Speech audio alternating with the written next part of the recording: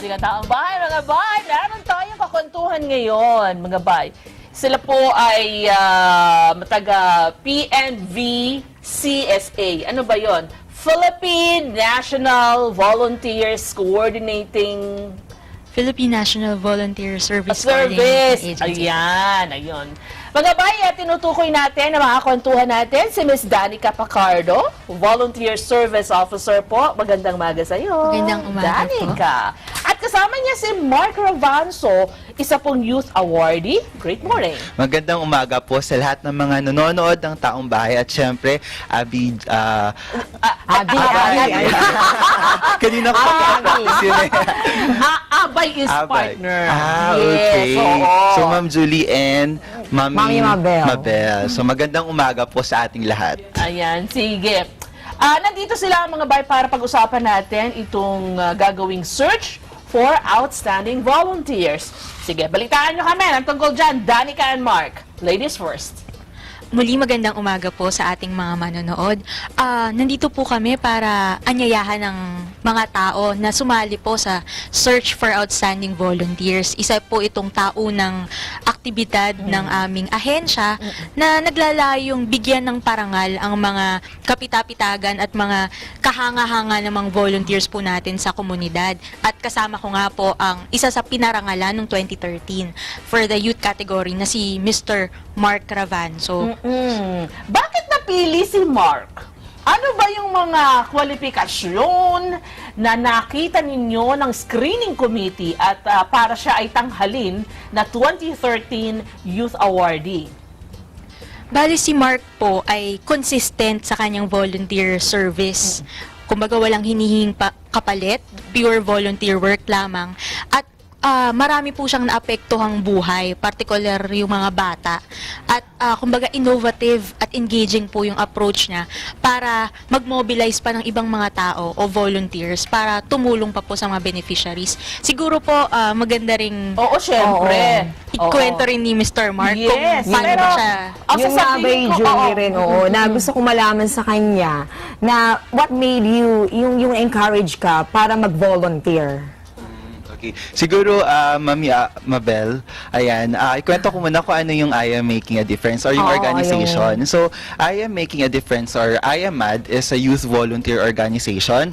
So, umiikot po kami sa buong Pilipinas. Nagkakanda kami ng 3-day outreach program para sa mga bata aged 9, 10, 11. Tinuturuan po namin sila ng mga maliliit na bagay that basic steps on how to make a difference. Tinuturuan po namin sila nung 10 MAD commitments namin, mga simpleng bagay lang na in their own little but meaningful ways, they can already make a difference. Tulad ng pagdadasal sa umaga, pagsasabi ng I love you, pag-hug sa parents, yung mga maliliit na bagay na minsan nakakalimutan na natin.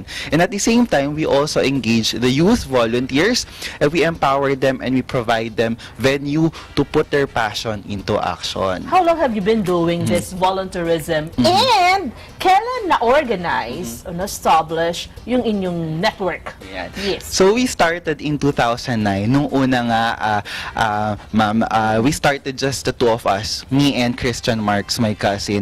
Tapos ngayon, nakakatuwa na hindi rin namin alam kung paano kami lumaki. We've been to 26 areas all over the Philippines from Basilan, Davao, Kalinga, Romblon. And now, meron na kaming more or less 250 volunteers. Yes, and we've involved 1,300 children all over the country. So nakakatuwa na purely volunteerism lang talaga ang nag-drive sa amin na gawin yon. Oo. Paano nyo pinipili yung mga lugar na pinupuntahan nyo para yung mga batang yun talagang magkaroon sila ng kakaibang impact sa buhay nila yung ginagawa nyo? Yan. Agandang question yan. Usually, yun yung tinatanong sa amin, pero ang sinasabi kasi namin, hindi po kami ang pumipili ng mga lugar. Ang isa pong nangyayari po yung MAD kapag may isang youth leader, nakita nila sa Facebook yung mga ginagawa namin, tapos message po kami at sinasabihan na, uy, Kuya Mako, gusto ko rin magkaroon ng outreach sa sa lugar ko. So mismo po, it's purely parang proactive yung mga youth ngayon na gusto nilang gumawa ng pagbabago at doon po kami yung IMAD pumapasok. Pumupunta po kami sa lugar nila kahit saan pa yan. Talaga, ayun. Ang ganda ng advocacy Para pala nila. siyang bagyo. Oo No, nga. di ba? Mark, di ba? Si Mako, parang bagyo. Kasi, para siyang, yung bang pagdumaan, talagang Ang ibang daming, magiging, oo. Sa'yo, no? Mayayanig ka. Oh, wow, mayayanig ka. Mayayanig. Kumbaga, iba yung impact na mangyayari sa buhay mo.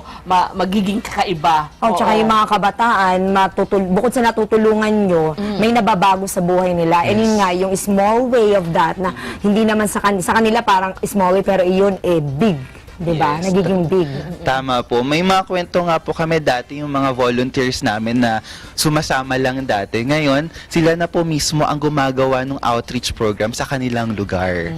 Ayan. To mention, yung isang volunteer namin, si Erica Curacha, dati sumasama lang siya. At ngayon, siya na po yung presidente ng organization namin. So nakakatuwang isipin na pinapasa na namin at mas marami ng mga kabataan ang sumasama sa advokasya namin. Paano nagiging miyembro? Well, simple lang po. Pati kayo, pwede kayong sumama sa amin. Mag-volunteer lang po kami. Every month, this year, we have outreach programs.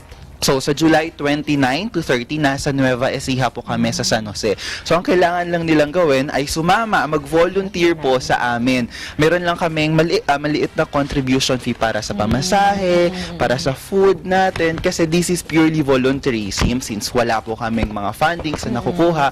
So, you just need to volunteer. Ang sinasabi nga namin, walang requirements dito. Ang kailangan lang yung passion ninyo Yes. para makatulong sa Para ibang tao. magboluntaryo. Tama po. Oo, Abay, Julie, isang lalaki, Julie, may Please, tanong please, kasi ako please. sa kanya. Sige. Yung, di ba, since volunteerism, have you tried na nakipag-tie up kayo sa school? Kasi ang school, di ba, nag-ano rin sila ng mga volunteerism, outreach program. So, nagkaroon ba ng incidents na meron ng tie-up? Sa school po talaga yung entry point namin. So, pumupunta po talaga kami sa mga elementary school.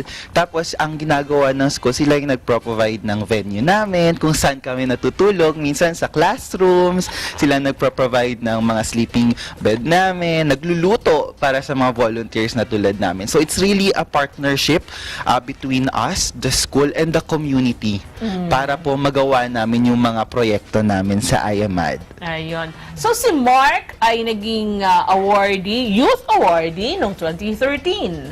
Tapos may sumunod na 2014, of course. Pwede bang kunin uli, manalo siya uli o mapili ulit siya, ganon? Danica? Minsan lang sa talaga. Mampalad po.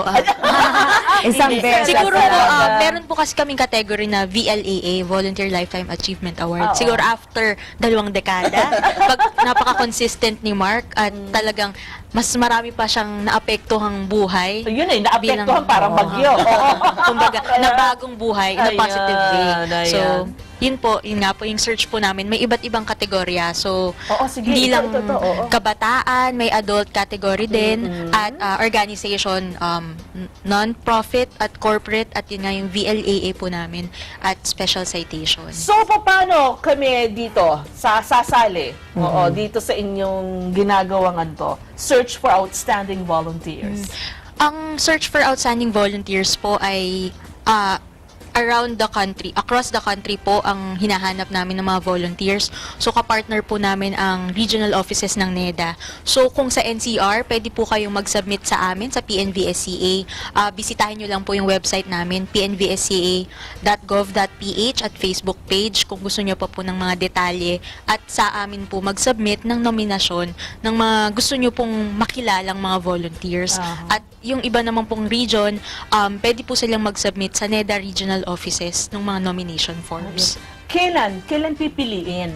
Kailan mag-start na mag-submit sila ng mga Actually, pangalan? nagsimula na po. Oo. Tapos, ngayong katapusan po ng July, ay matatapos na po yung, yun na po yung deadline ng nomination. Ayun. Tapos, ang pinaka-awardee po namin, yung awarding ceremony pala, ay mangyayari sa December. So, sa mga susunod na buwan, may mga field validation po kaming magaganap, mga interview with the volunteers and beneficiaries para po masusi po naming malaman pa yung storya ng mga na-nominate na volunteers. Po. So, ano pa ang nasa isip ni Mark pagkatapos nito? Mark. Siya nga pala tatanong ko lang, ilang taong ka na ba, Mark? 27 years old po. Mukhang bata. Kailan ka nag-start maging volunteer? Well, since I was a kid, kasi po, lumaki po ako sa Basilan, sa Lamitan, Basilan. So, yung nanay ko, sinasali na ako sa mga church activities, 'di ba? Kapag Mayo, may Flores de Mayo, ganun. So, naging volunteer na po ako doon hanggang sa lumaki ako sa college and nagbuo rin ako ng isang organization nung college ako hanggang sa patuloy na nung nagkatrabaho na rin ako.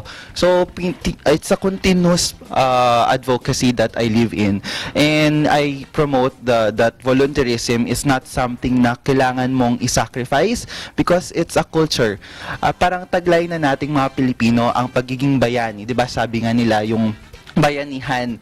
Nasa atin na yun at naniniwala ako na bawat Pinoy bayani, ang kailangan lang natin gawin ay bigyan sila ng opportunity na mag-volunteer at yun yung ginagawa namin at nakakatuwa na yung gobyerno natin merong mga programa na nire-recognize yung mga volunteers na katulad namin. So, ini-invite ko yung mga volunteers na nakikinig ngayon.